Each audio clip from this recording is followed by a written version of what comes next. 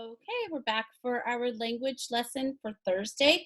Today we're going to be doing chapter 15 review. So, if you wouldn't mind, open your books to page 285 and we'll get started. Now, we are going to do this review a little bit differently. What we're going to do is I'm going to go over about half of the section with you. Then you'll pause and do the second half, and then I'll explain it to you. So let's go ahead and get started. So we're going to go to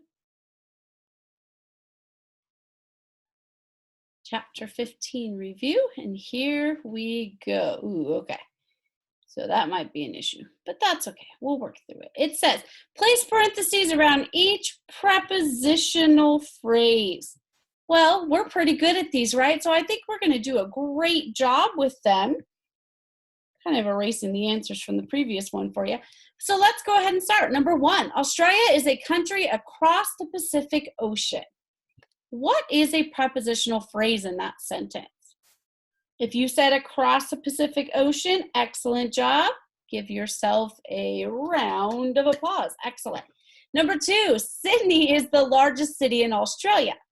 Is there a prepositional phrase in that one? There sure is, in Australia. Number 3, there was no concert hall or opera house in Sydney until 1973. Now, some students are tempted to say or is a preposition, but it is not. Or is a coordinating conjunction. So there are 2 prepositional phrases in this sentence. They are in Sydney and until 1973. So pause, do 4 through 7, then unpause, and we'll check our work. Okay, so number 4, you should have gotten for the design and of an opera house, 5 of the 233 entries, and 6 from Copenhagen, Denmark, 7 on the opera house in 1959. If you didn't get the ones I had 2, if you only got 1 of them, go back and look again to see, well, okay, why did I not get those? What am I missing here? Because sometimes you just have to play better detective. Sometimes you can't be complacent with just finding 1 and say, okay, I'm done. There's more than 1 a lot of the times, and we've learned that throughout this year. Letter B, fill in the circle to tell whether each underlined word is an adverb or a preposition. What did we use? What did we say is a clue if we're looking to see if it's a preposition? What must it be in if it's a preposition? Right, it has to be in a prepositional phrase. If the word underline comes at the end of a sentence, it automatically has to be an adverb. So let's check number 8. There are 4 theaters inside the opera house. What do you think?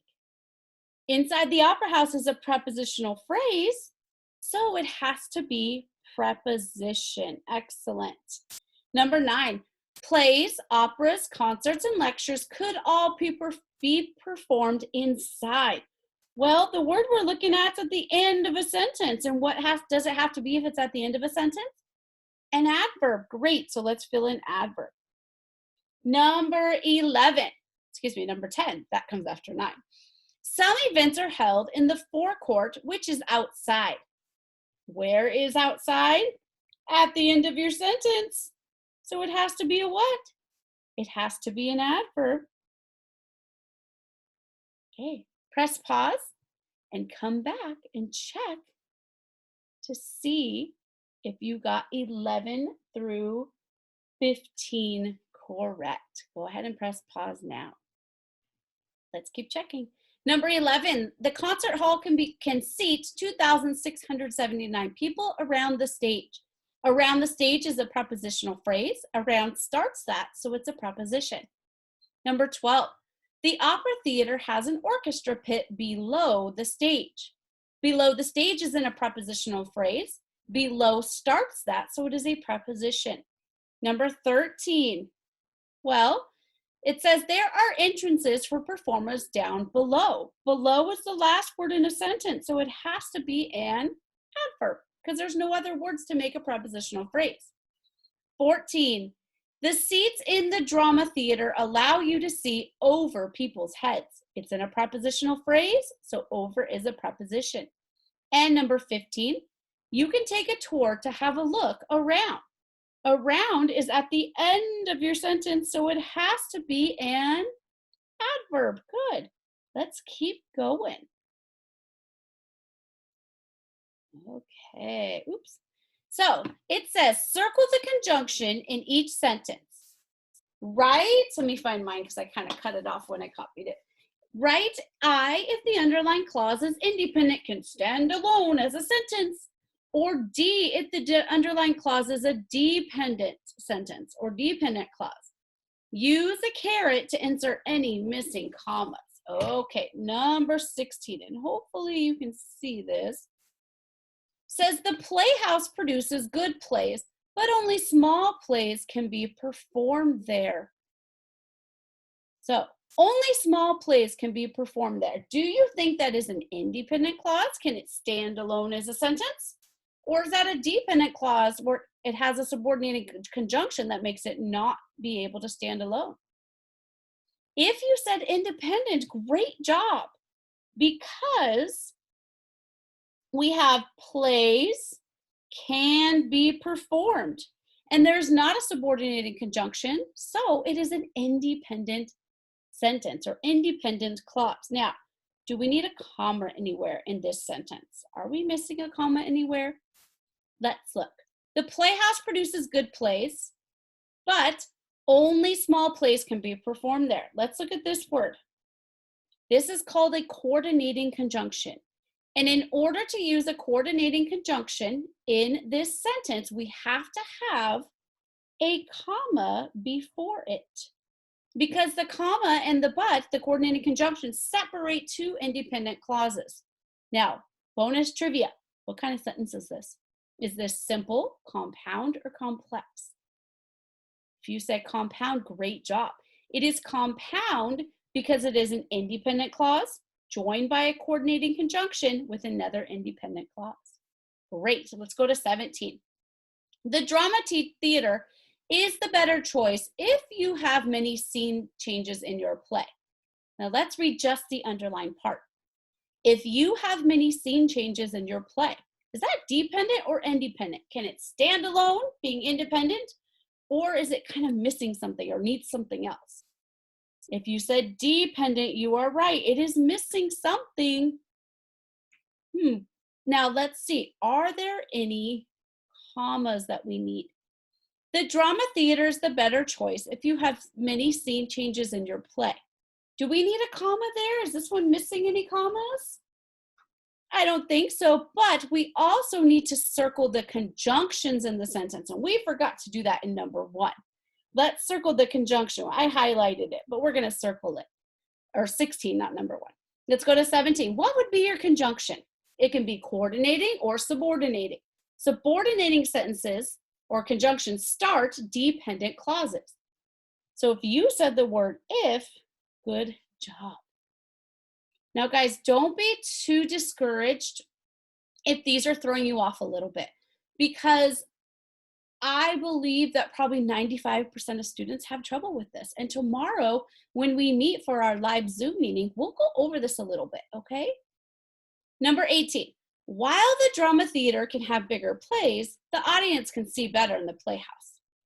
Look at 18, let's see.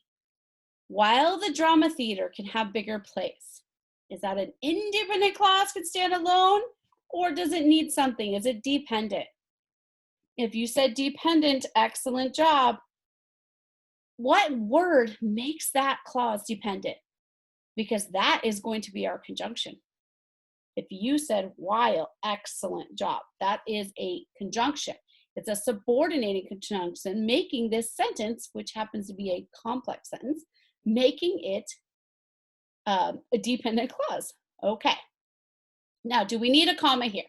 While the drama theater can have bigger plays, the audience can see better in the playhouse. If you said yes right after plays, awesome job. Okay, since this is review, press pause and please do 19 and 20. Okay, let's keep going. Number 19. The drama theater seats 544 and the playhouse seats 398. The drama theater seats 544. That is an independent clause. It can stand alone. And we have a conjunction of and we need a comma after the first independent clause. Great, let's go to 20. Whenever I go to a play, I sit up close. Now the word whenever makes this clause dependent. It's also a subordinating conjunction. So it's making this clause dependent. And we need a comma after the dependent clause. So after the word play. Don't worry, I will go over these tomorrow. Okay, one last section is section D. Fill in the circle to identify the correct sentence type. And what we have here, are simple, compound, and complex sentences. Remember, simple sentences have a subject and a predicate part, but they don't have independent clauses or dependent clauses. They in themselves are just independent clauses. 21. The Australian Ballet performs at the Sydney Opera House. Do I have any conjunctions here? Do I have any coordinating or subordinating conjunctions? If you said no, you are right. This is just a simple sentence. And it's simple because we have Australian Ballet performs. And we don't have any other subjects and verbs in that sentence. Number 22. We have the Australian Ballet tours through Australia, comma, and they often tour overseas. Let's break this down.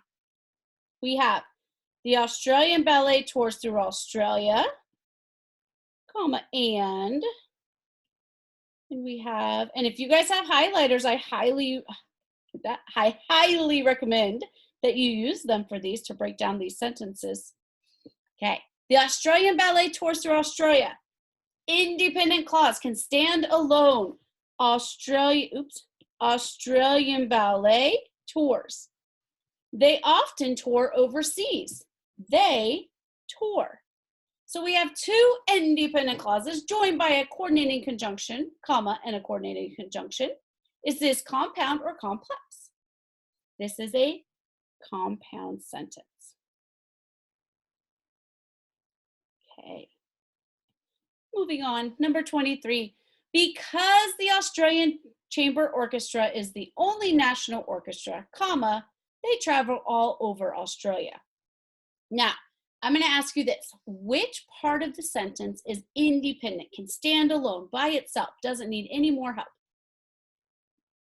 If you said they travel all over Australia, you are 100% right. This is an independent clause. Okay, now let's look at this part that's not highlighted. Because the Australian Chamber Orchestra is the only national orchestra. Is that an independent clause? Can it stand alone? No, it's dependent. And the reason why it's dependent is because of this word right here. This is a subordinating conjunction making this whole clause that I'm just about to highlight for you. This whole clause is dependent because of the subordinating conjunction of because. So what kind of sentence do we have when we join a dependent clause with an independent clause? Complex sentence. Good. Number 24. The Ensemble Theater Company can be seen at the Sydney Opera House, comma, or you could go to their smaller theater on McDougall Street. I want you to look here. We have a comma or. So this is a conjunction. So when we have this, we want to look on either side of this conjunction. We have the Ensemble Theater Company can be seen at the Sydney Opera House. Is that an independent clause? Can it stand alone? Yes, it can't. So this is an independent clause. And we have, you could go to their smaller theater on McDougall Street. Is that independent? It sure is. So I have two independent clauses. First one here, second one here, joined by a comma and a coordinating conjunction. What do I have? I have a compound sentence, just like number 22. I have a compound sentence. Let's do one more together. If you want to challenge yourself, press pause now and see what you do. But I'm going to do one more with you. 25. The Bell Shakespeare Company performs Shakespeare, but it also performs other plays by modern and classic writers. Now we have this word right here, comma, but. Remember, our goal is to be detectives, and we want to find those coordinated conjunctions because they are our clue. They are like our red light, our siren, that we have a certain type of sentence. Let's look at the first side of this sentence. We have the Bell Shakespeare Company performs Shakespeare. Okay, is that an independent clause? Can it stand alone? Or is it dependent and has a subordinating conjunction? If you said independent, excellent job. It's independent. It can stand alone. And then let's look at the second side part of this sentence. It says, it also performs other plays by modern and classic writers. Is this dependent or independent? Can it stand alone? Yes, it can. So it is an independent clause as well. So I have an independent clause joined to another independent clause with a comma and a coordinating conjunction in the middle. And this is a compound sentence. Okay, pause, try 26 and 27 on your own.